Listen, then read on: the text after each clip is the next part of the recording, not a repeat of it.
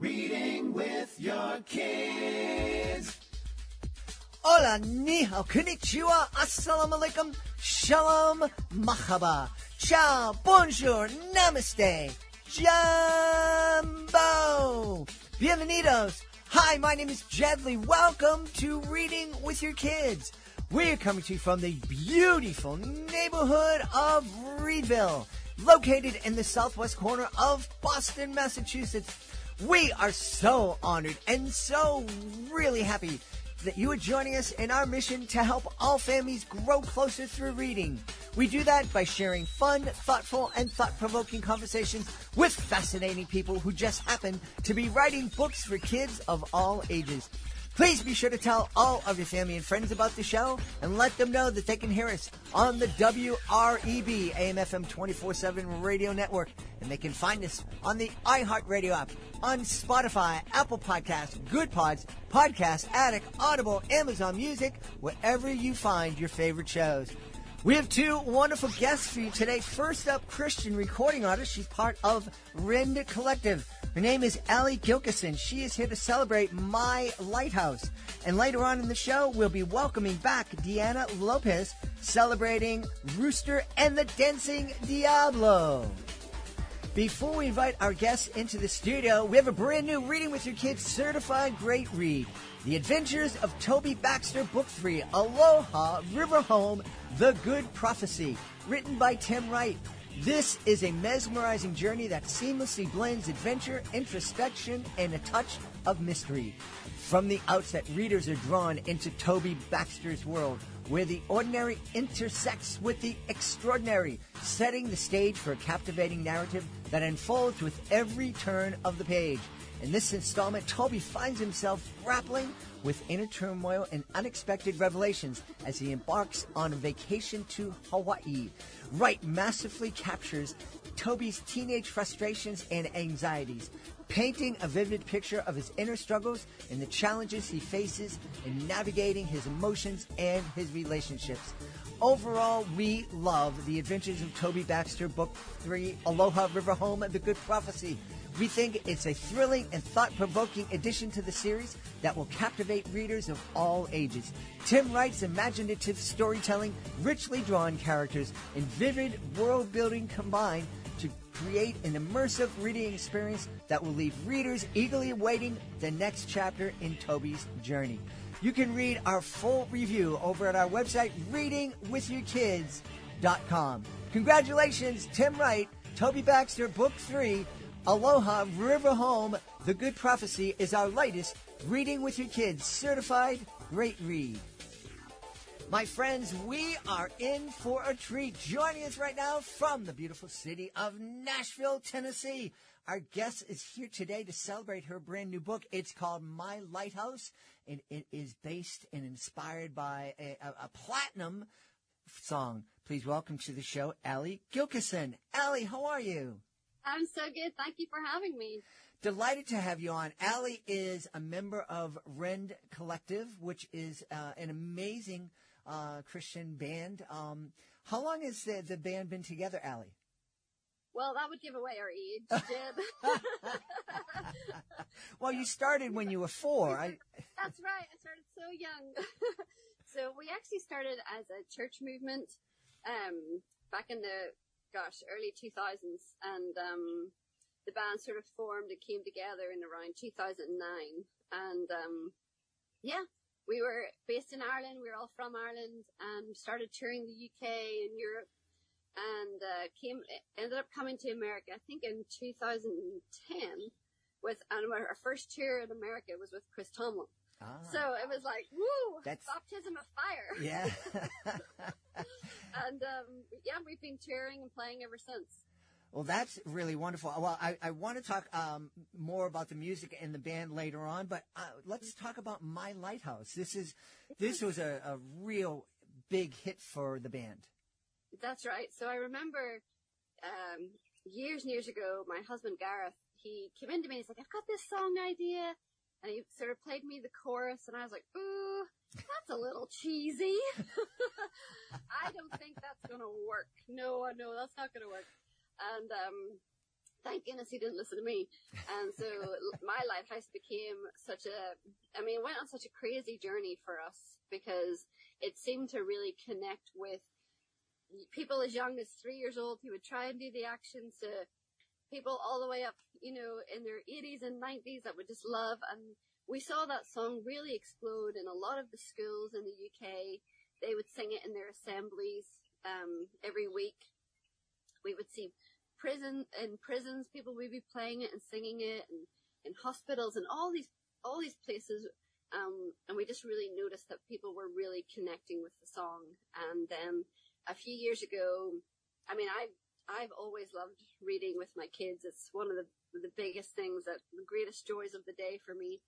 And I think I would love to create some content to go with this song. And we had launched a kids ministry, Rend Collective, and we did a whole kids album. And I was like, I'm going to write a book to go with this song. And I did that, and it's been so much fun. I've loved every second. Now, did Garrett, kind of tell you that the idea of a kid's book based on My Lighthouse was cheesy? I mean, it would have been fair. Yeah, he should have. Yeah. Yes, exactly. No, he told me it was crackers. So tell us about My Lighthouse. When we sit down and read this book with our kids, what are we going to experience? So it's a story about a little boy called Finn, who lives in a lighthouse, and he hates the fact that he lives in a lighthouse because everything's round, and why does everything have to be round? All his friends get to live in square houses. And so he ends up going out on an adventure on his trusty rowboat out to the sea, and quickly gets lost in the dark, and when it feels like all hope is lost, he sees a light in the distance. And that light guides him home, and he realizes that it's his house, that not just guides him home, but guides all these people that are out in sea with him, and that his house that's constant, that's his house that is the hope that people need. And, it's just a lovely story of a little boy who wants to go out on an adventure and learns to really appreciate what he already has. And that's what I wanted. I wanted to create a book that the whole family would enjoy. I remember there's always days or night times before bed, and I would say to my kids, go pick a book, and you're just waiting to see which one they're going to pick, and you're like, oh no, not that one, or they pick a good one, you're like, yay! And so I really wanted to create a book that when your kid would pick it off the shelf, that both the adults and the kids would know that there's something in it for everybody, that it would bring them together. And there's some little hidden jokes in there for the parents, and I feel like the illustrations are just so beautiful. We got a guy called Lee Wildish.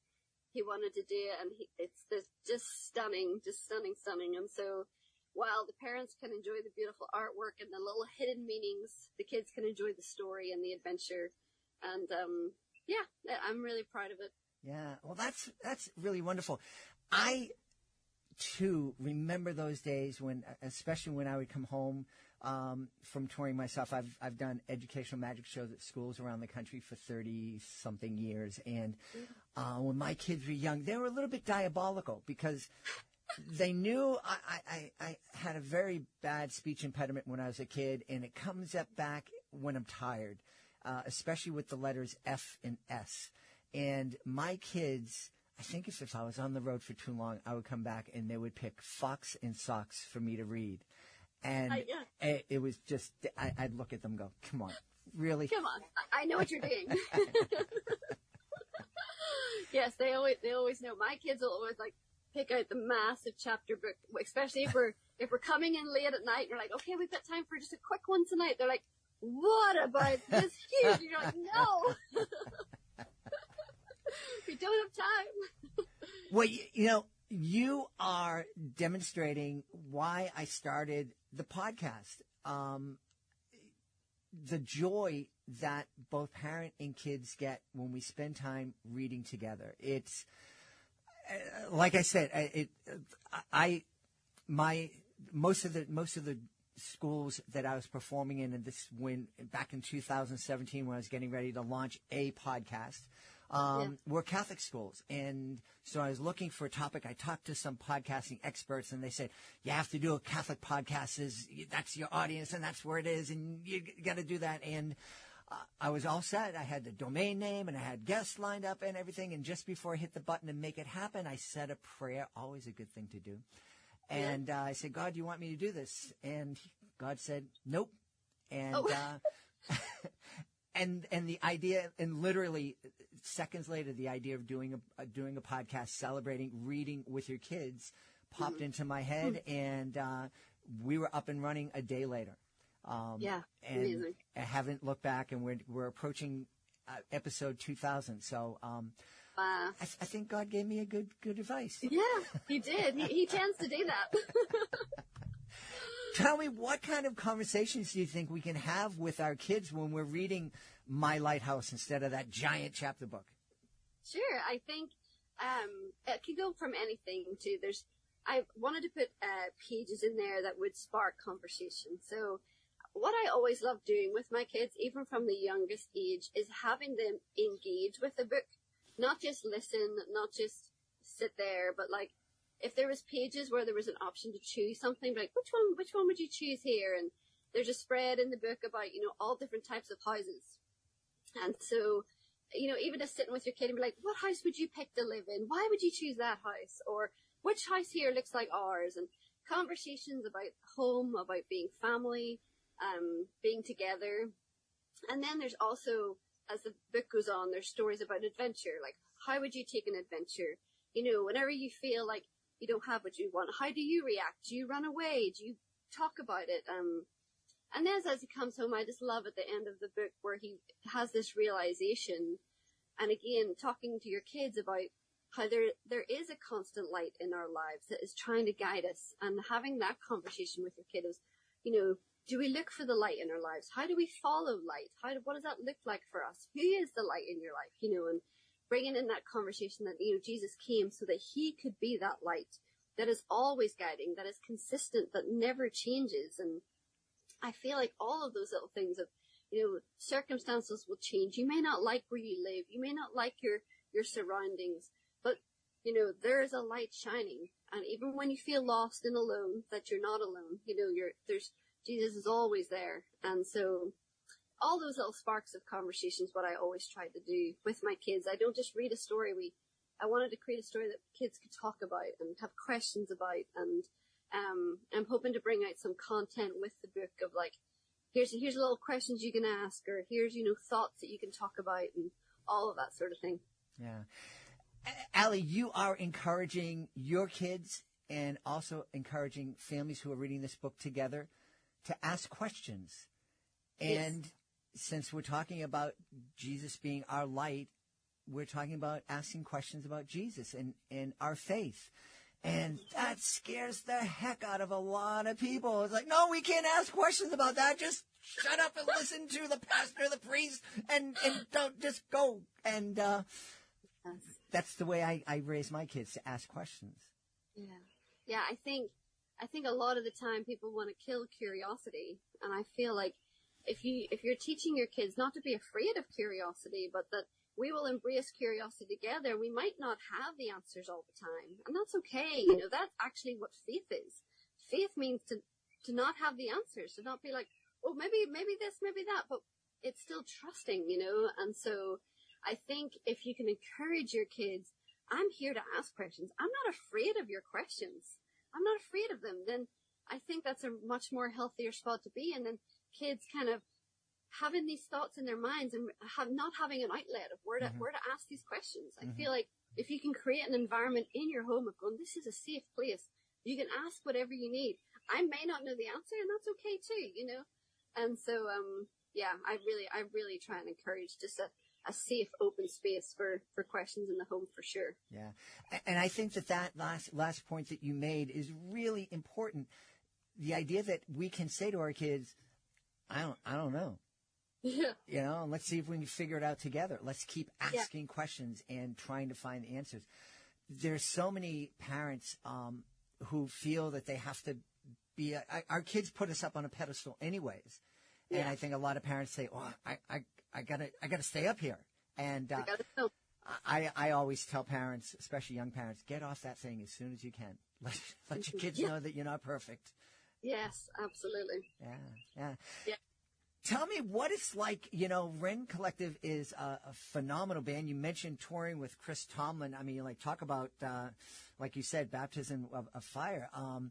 You folks are on the road a certain amount of time. You have 3 kids. How does that work? Yes, it's chaos. So we raised all our kids on the road. So I first took my firstborn on the road. He was 6 weeks old, and we were touring as a family, and it was just, we've always said Rend Collective was more of a family than a band, and it really did operate like that. My kids learned to walk on moving buses, and their sleep schedule was around flight times, and it was just, everyone was it was really being raised by a village a lot of the time, and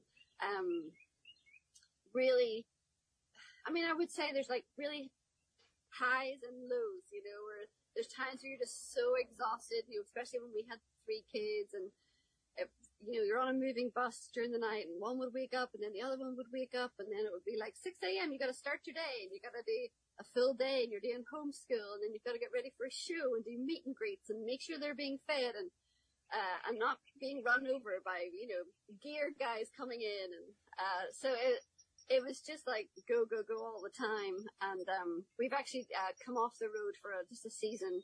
I think just the kids needed a little breathing space and be like, okay, let's just settle for a time and see how that goes. And but it was crazy. But what I did love, and what I feel like has really been valuable for my kids, is that they've really grown up in an environment where the whole world didn't revolve around them. And they learned that you're actually living in community. You got to move as a community, and plans can change and things change, and you flow with it. You don't make a fuss about, oh, we were meant to do this, we were meant to do that, and that's not happening anymore. It's okay, the plans have changed. We got to do this now, and everybody has to move together. And you thought you were getting this for dinner, you're not. Now we eat this, we eat what we're given, and we be grateful for it. And also, I've seen little aspects of them where they've, observed other people, where if they were just home with me all the time, they wouldn't have had the opportunity to learn from this person and learn from this person, and realize, when you're going into different environments and meeting a bunch of new people, and your eyes being open to lots of different culture and people and environments, it's been really good for them.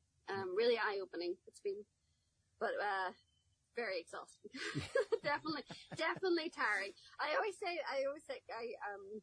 I've mentored a couple of women who, I'm thinking about taking my kid on the road. What do you think? Well, how should I do it? I'm unless you have to.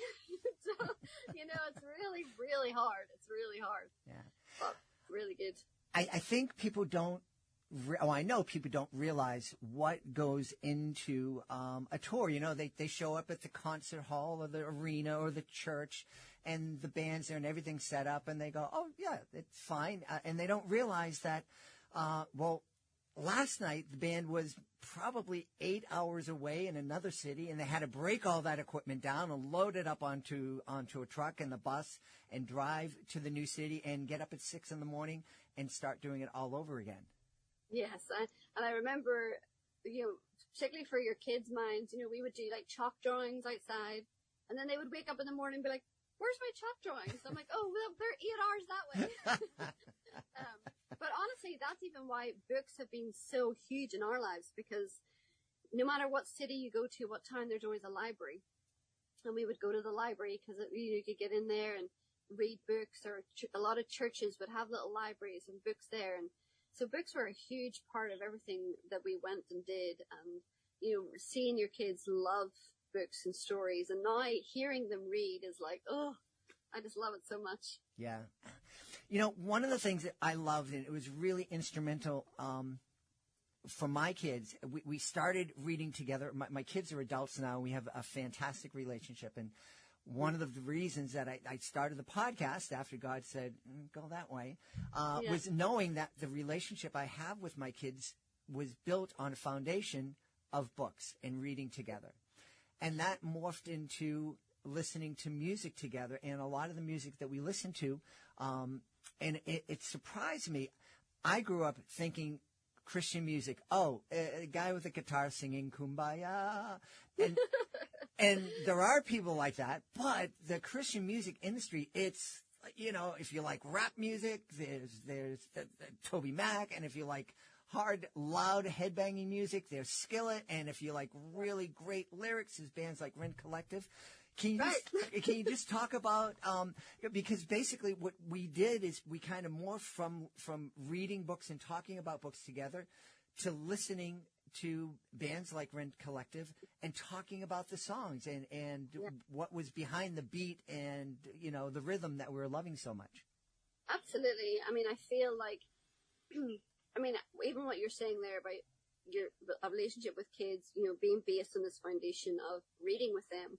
And I think what reading with your kids really does is it shows your kids that you're taking a moment to stop and be with them. It's like, I'm not doing anything else right now, but we're doing this story book together. And I was actually in my kids' school the other week and was doing my Lighthouse story and talking to a bunch of kids. And I was telling them, the joy of, I used to hate reading when I was a kid. I really struggled with reading. But I think until I really learned that reading wasn't just for education, reading was for story. And it created this movie in your mind.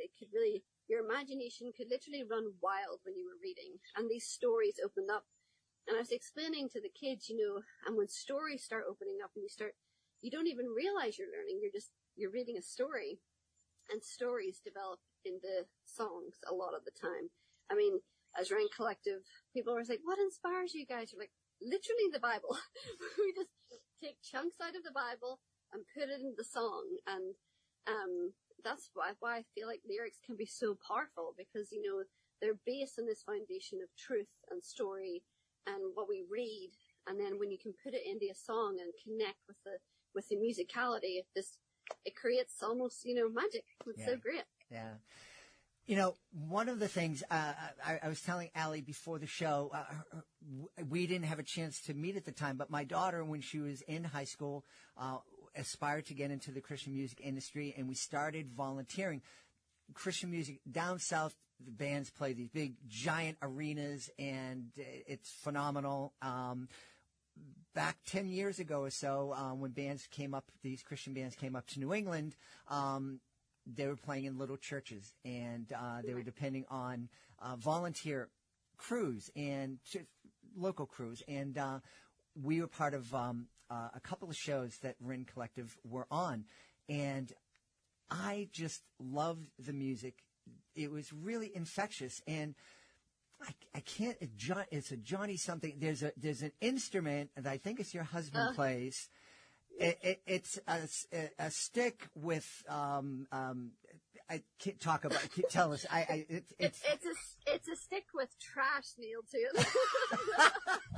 Yes, absolutely. Yes, it's called the Jingling Johnny. Okay. And it's basically an old folk instrument called the stump fiddle. And so when you bang the stick, that's your bass, and then there's tin cans and springs and bells and all sorts of things, and that was what creates the percussion, like all this weird, wonderful thing. But yeah, he wheels it around like his revival stick. It's very funny. It's like watching a banshee just going around, and the beat, it's perfect, and he's jumping and whatnot. I feel like there's two responses. People are like, is this worship or should we be calling 911? Well, I love it, and it's one of those things where you just can't not move when you're listening to it. We love to transport people to a little bit of Ireland when they come and see the show. Well, you bring up a good point, because I'm going to be. I just transported myself back from Italy last week, and my beautiful wife and I are transporting ourselves over to Scotland and Ireland in the fall. So I got an expert here. What should we see when we're over there? Oh my gosh! Well, the Scottish Highlands are beautiful, and Edinburgh is the most wonderful city. And then when you go to Ireland, you just got to stick to the edges, you know. So the coastline is the best, and Galway is the most wonderful Irish city. It's not really visited as much, but it's got the cobbled streets. It's got the musicians playing in the street, and the cliffs of Moher and all this. It's such a wonderful country, and everywhere you go, everyone's so happy that you're there, and you have to get yourself a little pub lunch and have a good old time. You're going to have a great time. Awesome. Well, I am looking forward to it.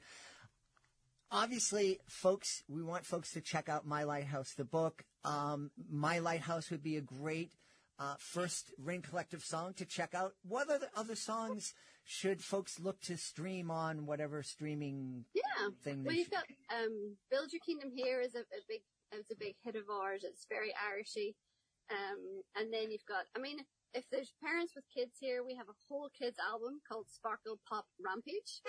And we wanted to create music that when you're in the car driving with the kids, you weren't going to pull your hair out. So there's a lot of great songs on there if you want to listen with your kids together, and there's videos on YouTube and all sorts of stuff for that. So lots to enjoy. Awesome. Hey, Ali, where should we go if we want to find out more about you, the band, and the new book, My Lighthouse? With the new book, there's www.aligilkerson.com, and you can get a preview of the book on there, and you can pre-order. It's coming out on June 18th, and you can connect in with Rend Kids and Rend Collective on there too. So all the social media, if you just type in Rend Collective or Ali Gilkerson, you'll find everything you need. Awesome. We've had a great time speaking to the. I did not. Now that My Lighthouse is out there, are you planning on writing more children's books? Yes. So we actually have the sequel coming out next year, and it's called My Lighthouse, My Way. And Finn takes control of the lighthouse, and it goes a little crazy. And so we've got that coming out. And then, yes, I've really discovered a love of writing. And I'm hoping to keep going and keep writing as much as I can. That's wonderful. Well, we want everybody to check out My Lighthouse. It is a brand new book from our guest, Ali Gilkerson. Ali, thank you so very much for being with us. Thank you for having me. I've had the best time. Are you looking for a creative way to bond with your kids? Let me tell you all about Drawing with Your Kids, the ultimate destination for artistic adventures. Join us as we dive into the wonderful world of children's books with renowned illustrators guiding you step by step. From beloved characters to whimsical scenes, unleash your imagination and create cherished memories together. Whether you're a seasoned artist or just picking up a pencil, there's something for everyone at Drawing with Your Kids.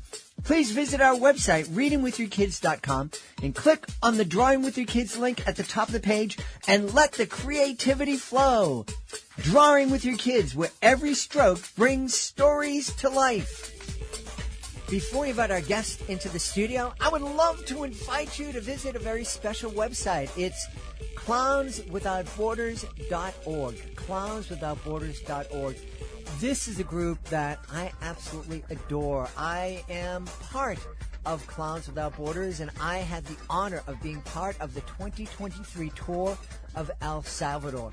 I had so much fun joining with artists from all over the world to bring a smile to people who really needed it and really appreciated it too.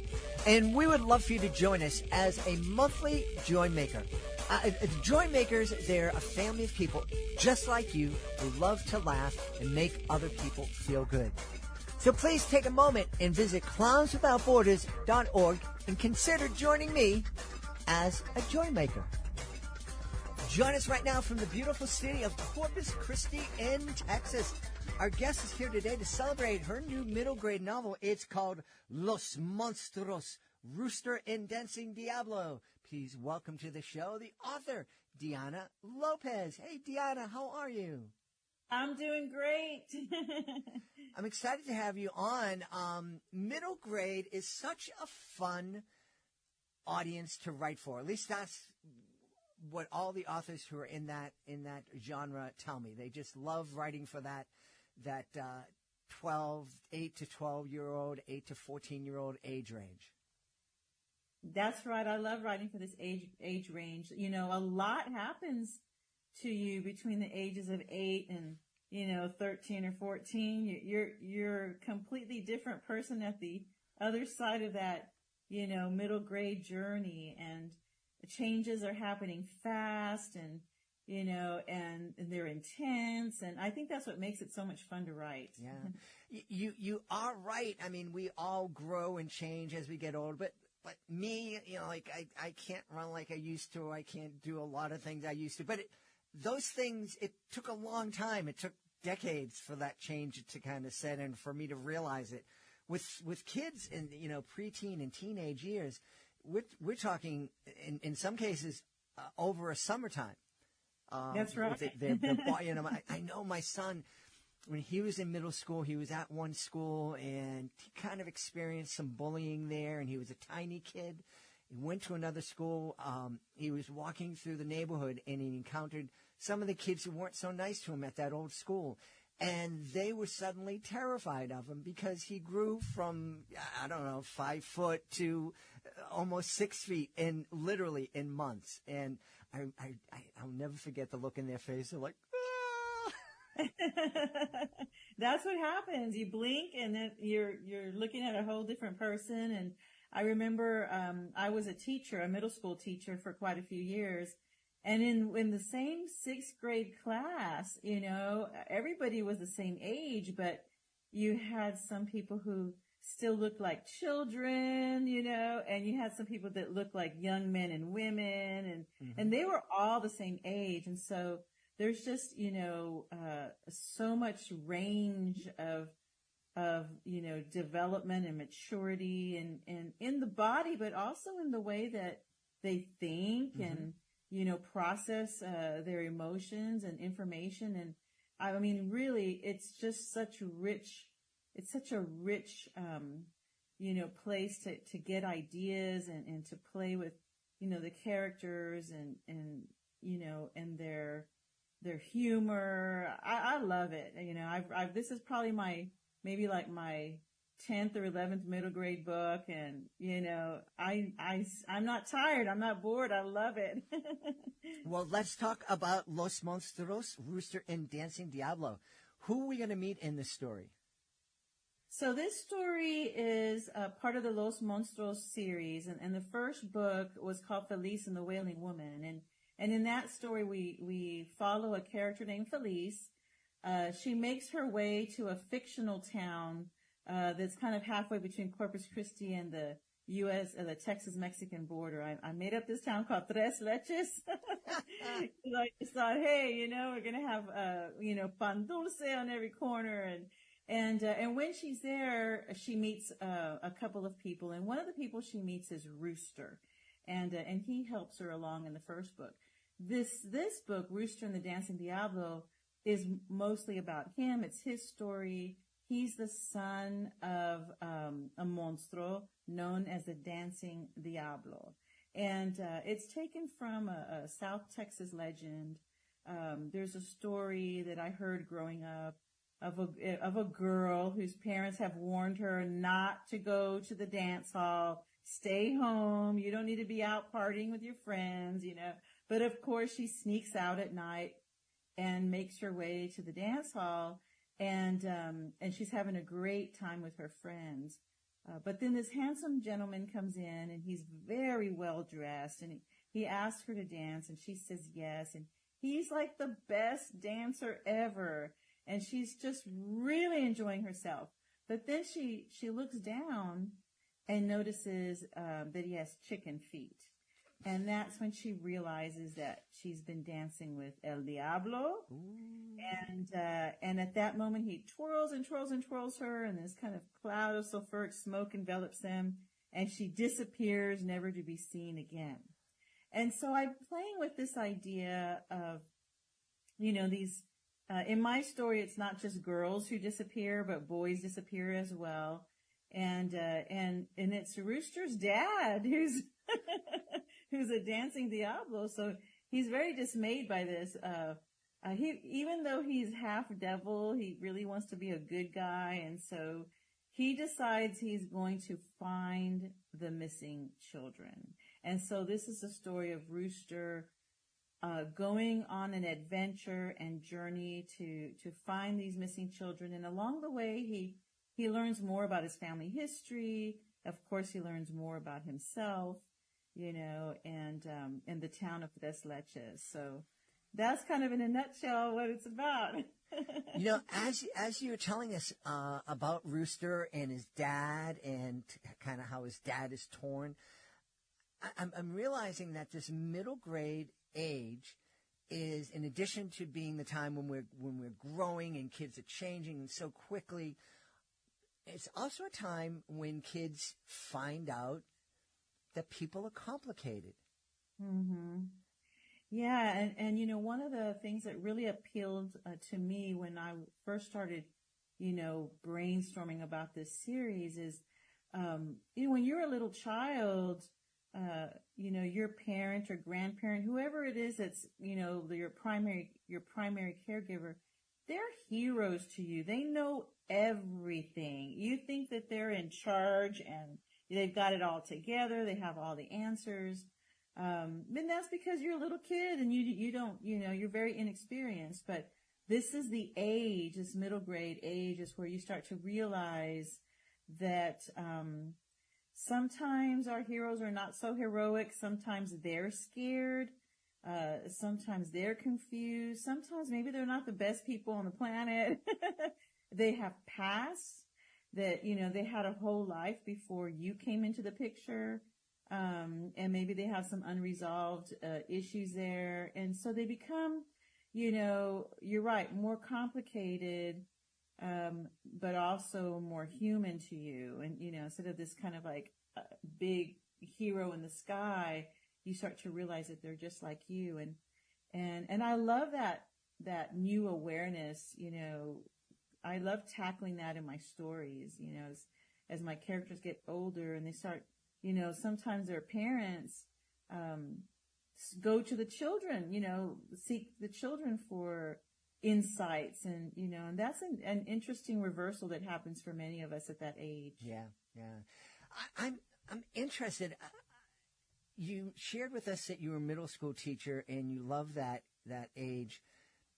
Do you ever, as you're writing a book and writing a story, do you ever imagine to yourself that, oh, so-and-so that was in my class 5 years ago, he would love this part of the story?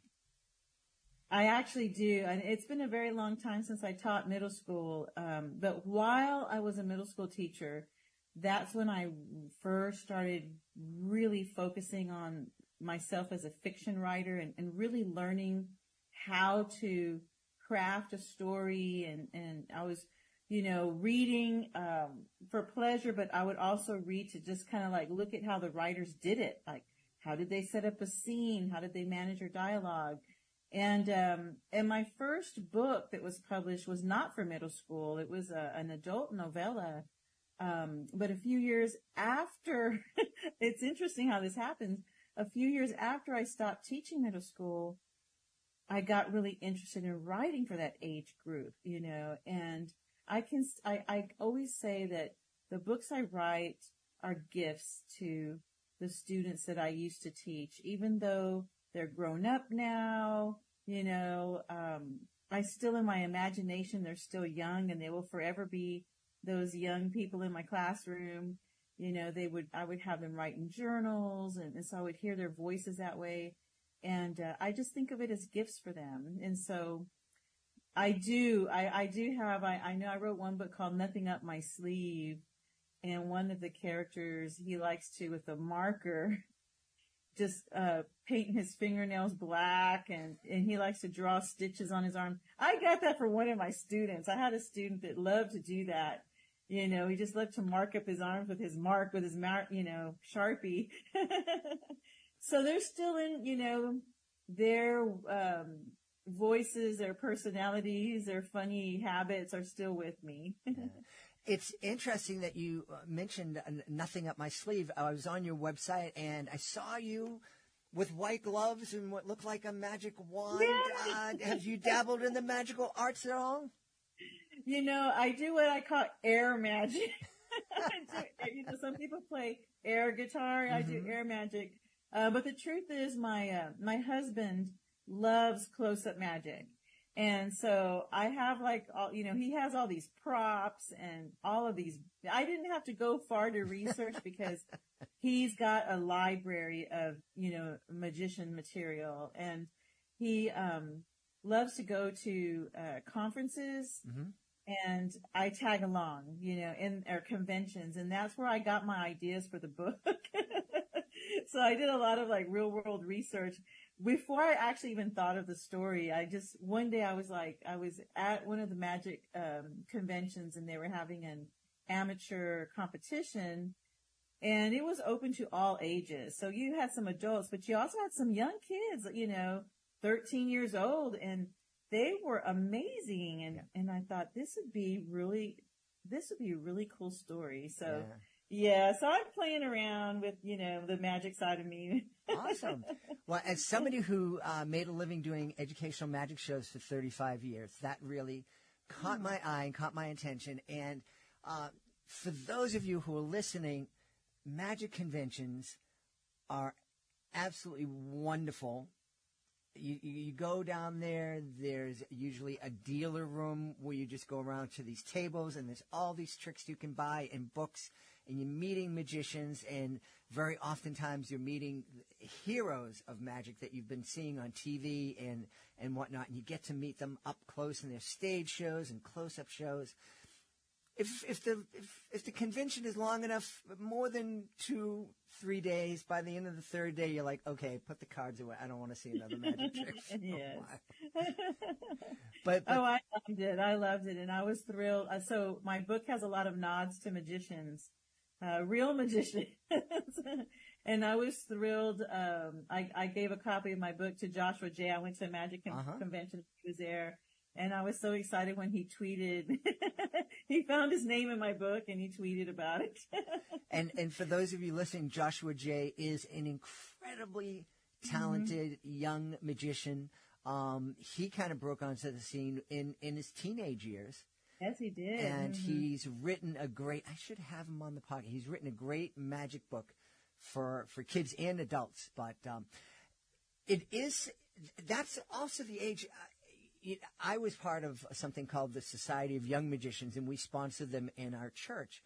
And there were kids there who, like you said, were 9, 10 years old, who had already forgotten more magic than I'll ever. I was not a great magician. I knew I had my bag of tricks. My goal was never to be a great magician. My goal was to tell stories and to teach kids in school, to deliver messages. And I knew just enough to do that. But I was always amazed at what these 9, 10, 12-year-old kids could do. Even my son, I remember my son, he got into it for a while. And Dianna, there's a way when a magician says, pick a card, any card, you're really not picking any card. He knows what you're going to do. And so I used one of those techniques, and my son came to me one day, and he said, you're really lazy. I said, what are you talking about? He goes, that's the easiest, simplest force that you can do. There's so many more complicated. And I'm like, I don't want to make my life harder. It works. It tells a story. Yeah. So what other influence? I know on your website you wrote a book about one of my musical favorites, Selena. Mm-hmm.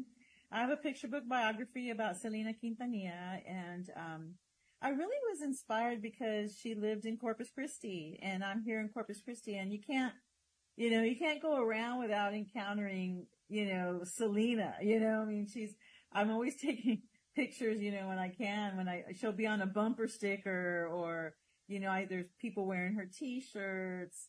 Our local, eyeglass place has a little corner devoted to Selena. I mean, she's such a part of the fabric of Corpus Christi, and, our young people, they know who she is, and they're familiar with her music, and I just kind of wanted to honor her, what she brought to our world. And so I wrote that picture book biography, and let me tell you, it has been a thrill to go to the actual neighborhood where her house was and talk to the students at the local elementary there. Oh, wow.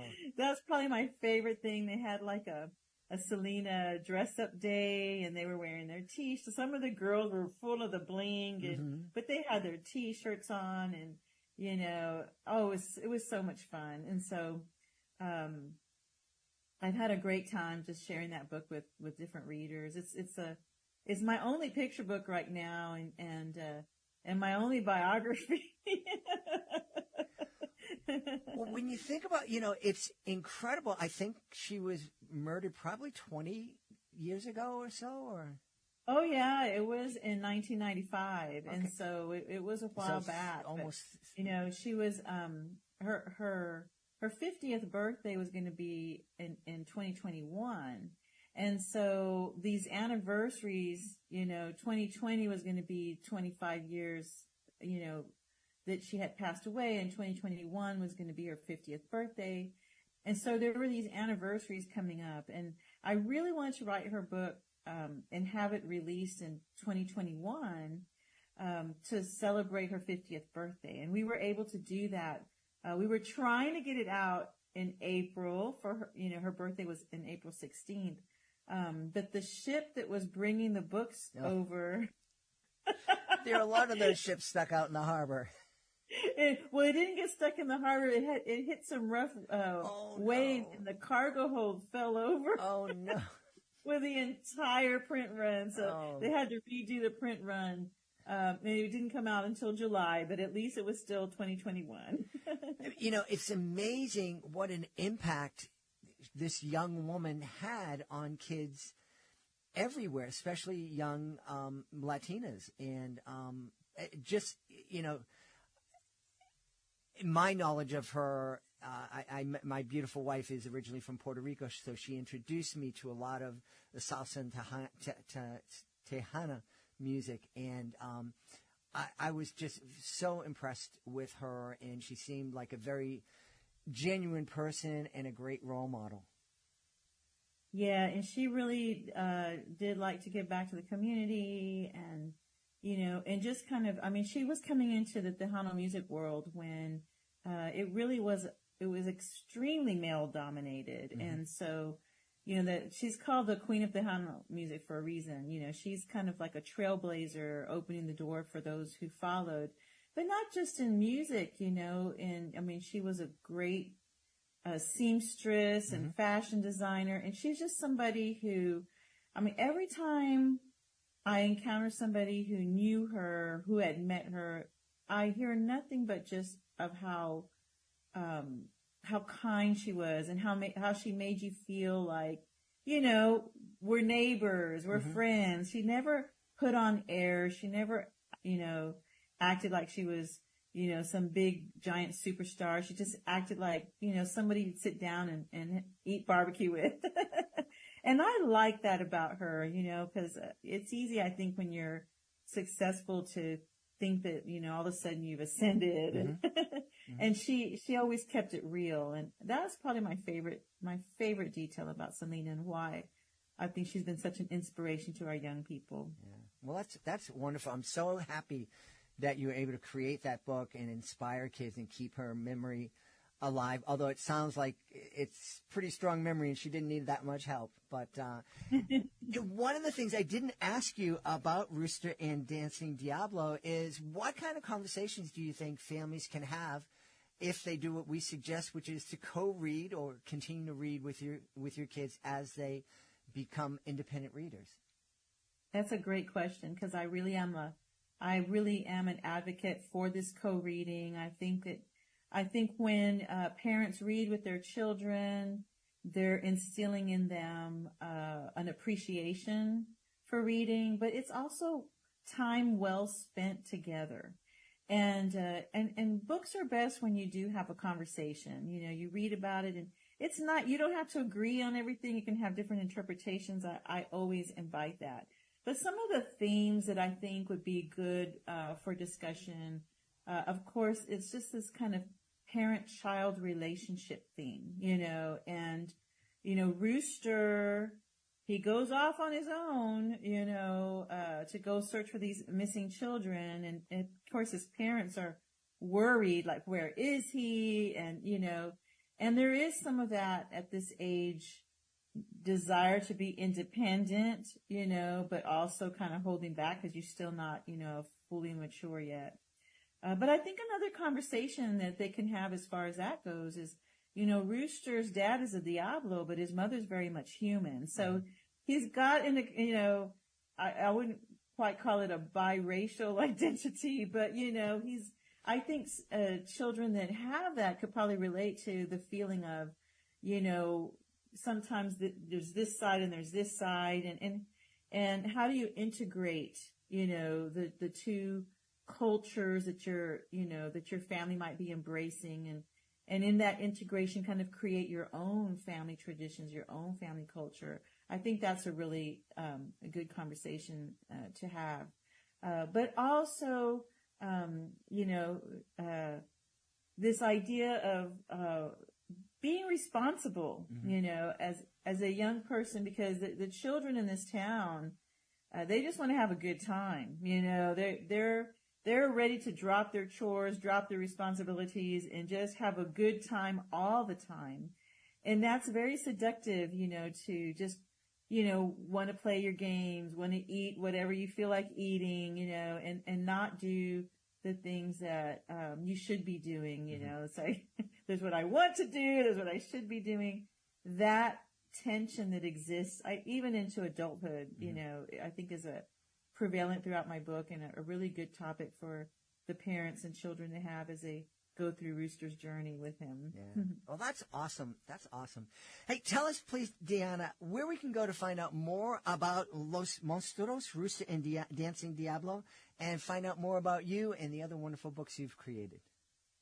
You can find me on Instagram and Facebook, and my handle is at Dianna Lopez Books. And my website is www.diannalopezbooks.com.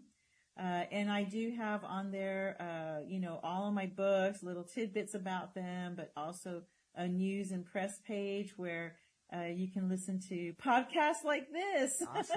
Awesome. And read interviews or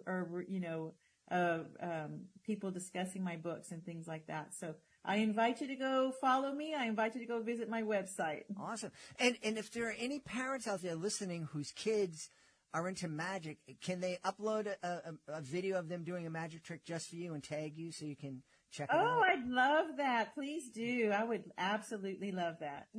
We've had a great time speaking to the author of Los Monstros, Rooster and Dancing Diablo. Our guest has been Dianna Lopez. Dianna, thanks so much for being with us. I really enjoyed it. Thanks for having me. We hope you've enjoyed this episode of Reading with Your Kids and will join us for the next exciting episode of the show. In the meantime, please be sure to connect with us on social media.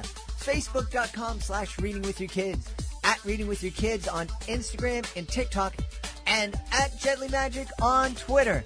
I guess at some point I'm going to have to start saying at Gently Magic on X, but we'll see when that day comes. Hey, we can also visit our YouTube channel, youtube.com/readingwithyourkids. On that channel, you can find all of the latest episodes of the show. You can also find our 2 kids series, Drawing with Your Kids and STEM is Family Fun. You can also find our video announcements for our Certified Great Read book. Speaking of Certified Great Read, you can find the full review of Toby Baxter book number 3, written by Tim Wright, on our website, readingwithyourkids.com. Just click on the Parents Click Here button to reach our blog. If you are an author, please be sure to go to our website, readingwithyourkids.com, and click on the Authors Click Here button up at the top of the page to find out how you can become a guest. Being a guest on the show is fun, it's easy, and it gives you the chance to tell thousands of Kidlit fans all around the world all about your great book. And it can give you some bragging rights, too. You can say, hey, I was on the same podcast that LeVar Burton was on. Authors can also find out about our effective and affordable promotional services at readingwithyourkids.com. Want to thank the folks who made today's show so wonderful. Of course, we're going to start by thanking our guest, Ali Gilkerson. Please be sure to check out My Lighthouse. And Dianna Lopez. Please be sure to check out Rooster and the Dancing Diablo. I want to thank my team, Fatima Khan, Rory Grady, Chris Doherty, Judy Ho. I want to thank my beautiful wife for all of her support. And most of all, we all want to thank you. Thank you for taking the time to listen to the show. And thank you so very much for taking the time to make the world a better place by reading with your kids. I'll be looking for you in the next episode of Reading with Your Kids.